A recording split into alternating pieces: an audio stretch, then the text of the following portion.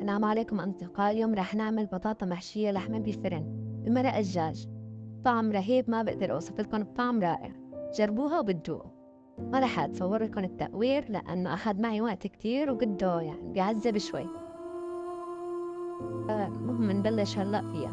نحمص نص كيلو لحمة فنم مع بصلة حجم وسط، ونحط نصف معلقة فلفل أبيض ونصف معلقة زنجبيل ومعلقة صغيرة ملح.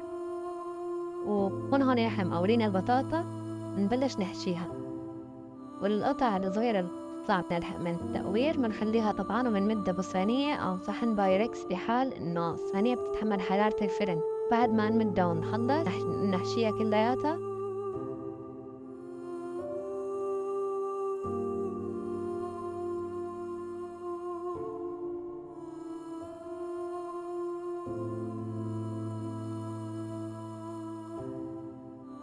ونضيف المرق اللي هي 4 مكعبات ماجي بندوبهم بمي سخنة، ونصف معلقة كركم ونصف معلقة فلفل أبيض ومعلقة ملح ونصف معلقة جوزة الطيب. نخلطهم مع بعض بالمي ونحطهم فوق البطاطا بالصينية. بعدها بنحطه بالفرن على درجة حرارة 200 لمدة ساعة. بهالساعة بنطلع البطاطا من الفرن، بنقلبهم على الوجه الثاني وبنرجعها على الفرن.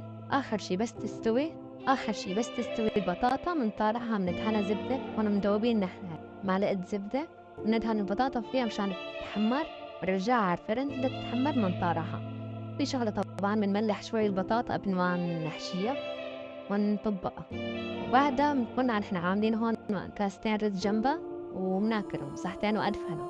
بتحبوا آخر شي تعصروا له عصرة ليمونة كمان تطلع كتير طيبة. هي شي اختياري. مأكول الهنا إن شاء الله يا رب. جربوها وادعوا لي، ما حتندموا أبدا أبدا.